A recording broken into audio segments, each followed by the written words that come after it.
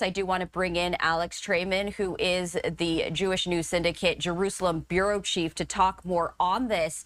And Alex, this is a day that many people were not sure would actually come to fruition. Even today, in fact, there was a 3-hour delay of the ceasefire deal after Hamas refused to publicly release the names of the 3 female hostages that they are going to be released.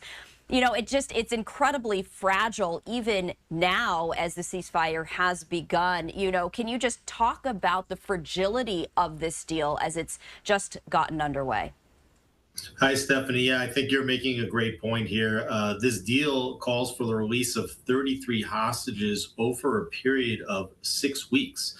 And while there will be a temporary ceasefire during those 6 weeks, Prime Minister Netanyahu has vowed to members of his own cabinet and coalition that Israel will resume the war at the end of the 6 weeks. Meanwhile, phases 2 and 3 of the deal, which would call for the return of the remaining hostages, an additional maybe 60 other hostages, would only come about through the creation of a permanent ceasefire. And a permanent ceasefire could derail Netanyahu's coalition government and force an election in Israel. So there's a lot of fragility here, and there's a lot of opportunities as well for Hamas to fail to make good on its terms of the deal, which is to release hostages in a steady stream over the next 6 weeks.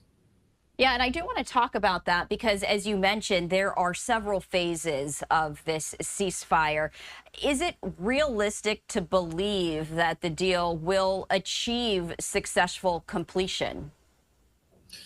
There's hope in Israel that it will, and there's also hope among others that perhaps Hamas will not make good on its terms in the deal, and then Israel will resume the fighting. Netanyahu had talked about a total victory in the war, which called for not only the return of the hostages, but also the complete removal of Hamas as a military threat, and also the governing agency in control of Gaza. Right now, we can see that Hamas still retains much of the control over Gaza. So there are many here in Israel that are looking at this as a bad deal and hoping that Israel can get to what Netanyahu termed total victory before some kind of a final settlement is reached.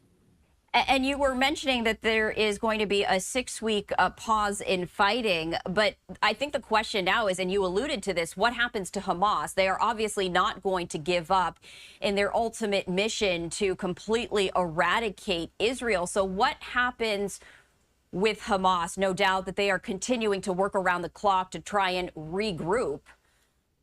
Exactly. Over the last several weeks, we've seen the regrouping of Hamas in areas vacated once the IDF captured an area, cleared it, and then moved on to a different area. Hamas would go back. And now that you're going to see Gazan residents move back from the south, where they were staying in refugee camps, up toward the north to see whether their houses remain intact, you are going to see the regrouping of Hamas, the merging of once broken battalions into maybe smaller battalions, a new command and control center come in to development. And also with the increase in humanitarian aid that's going to go into the Gaza Strip, that gives Hamas more control over the distribution of that aid to Gazan civilians, because neither Israel nor the international community have yet come up with an alternative to Hamas's rule in the Gaza Strip. And you were also discussing the tenuous situation that Israeli Prime Minister Benjamin Netanyahu is in. Some of the opposition, the cabinet members resigning earlier today, in protest of the ceasefire that continues to move on. Politically, is this a victory for Netanyahu? Or, as you mentioned, could this backfire? Is this a good deal? Well, I don't think that there's any Israelis that actually think this is a good deal. They just think that it's a deal that they have to reach because of the high regard that they have for each and every last civilian Israeli life, which is a stark contrast to the value that Hamas places on the lives of its residents. I think that's a powerful message being sent across the region today. Politically, on the one hand, Netanyahu gets the resignation of one of his right-wing nemesis, Itamar Ben-Gvir, who many in the Israeli public seem to think is on the extreme of the political spectrum. This doesn't remove Netanyahu's majority. He still has a slim majority to govern, but other members of his coalition, including Bezalel Smotrich, who's currently the finance minister, have also threatened to resign if Israel does not go back to prosecuting this war after the 6-week temporary ceasefire is finished. So what are the next steps? Obviously, step number one, Hamas has to release the 3 female hostages. And that really seems to, where this hinges, at least for today. And then, of course, releasing in the next 42 days, 33 hostages in all. That is part of phase 1. Where do you see perhaps the biggest challenges in the coming days and coming weeks? Well, certainly Hamas has to deliver on the return of the hostages. Part of the strategy of Hamas was to use the hostages to commit psychological terror on the state of Israel. And with this slow drip release of the hostages over a 6-week period, you can be certain that there's going to be a tremendous amount of psychological terror on the Israeli public. At this point, Hamas is committed to returning 33 of the hostages, but Israel does not have clear numbers on how many of those hostages and how many are dead. Netanyahu said in a statement last night that it's believed that most of the 33 are alive. Does that mean just over half of the hostages alive? Does that mean 2/3? Does that mean 3/4? We don't really know. And there's a lot of opportunities, I think, for Hamas to try to wield this psychological machine that it has been developing over Israel during these next 6 weeks. It probably will elicit a tremendous amount of Israeli anger and could sway Israel's view towards whether they will negotiate in good faith toward phase 2 and phase 3 of this agreement.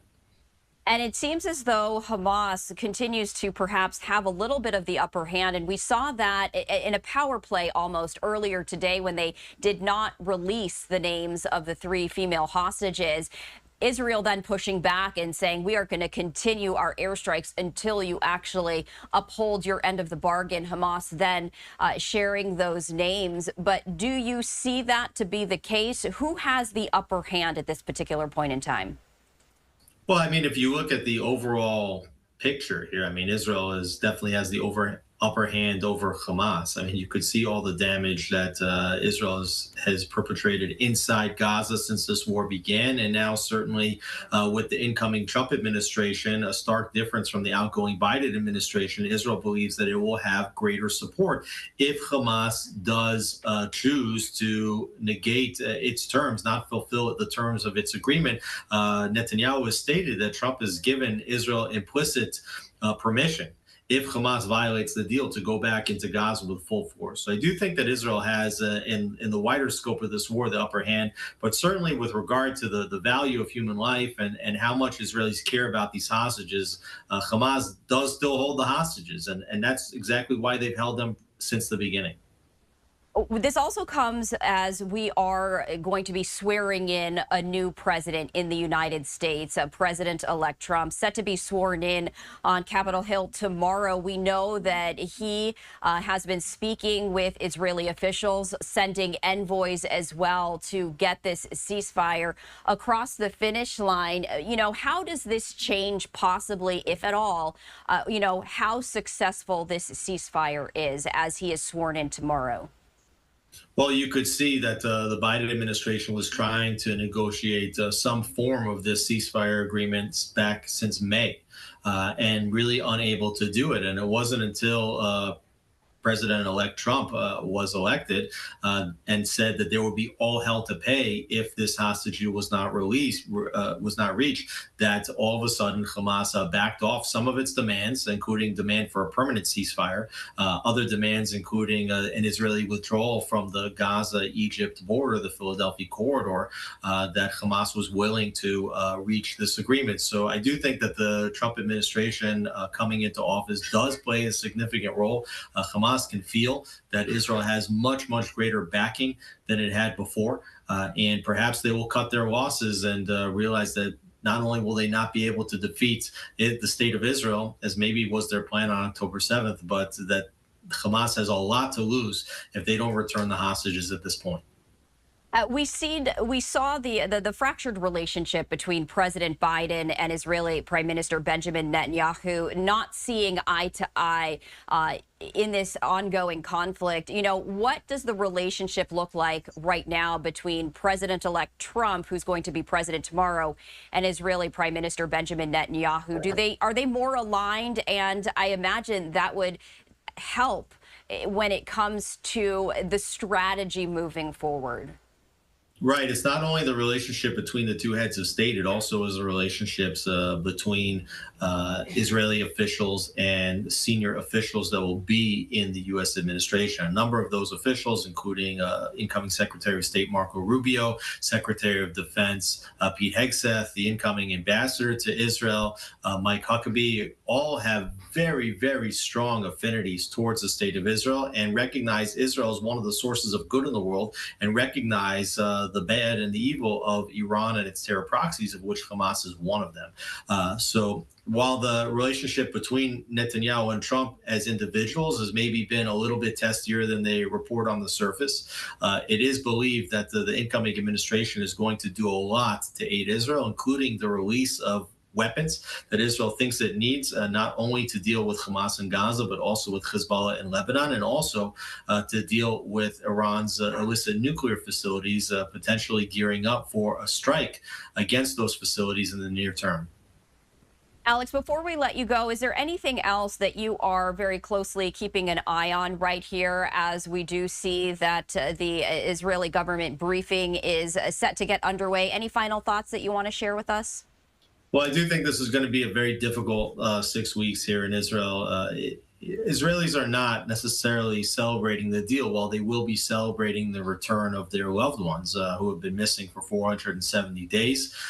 It's a politically difficult time, challenging time for Netanyahu. Israelis are unsure whether they'll be able to finish this war or whether this war, this ceasefire agreement is the beginning of the end of the war. I think a lot of Israelis wanted to make sure that Hamas was completely eliminated, and not only to alter the paradigm, but really to fundamentally change the paradigm where you defeat the terrorists and then move towards normalization agreements with more moderate forces in the region, including Saudi Arabia. So there's a lot to be looking out for over the next several weeks, and we really just have to wait and see how this all unfolds.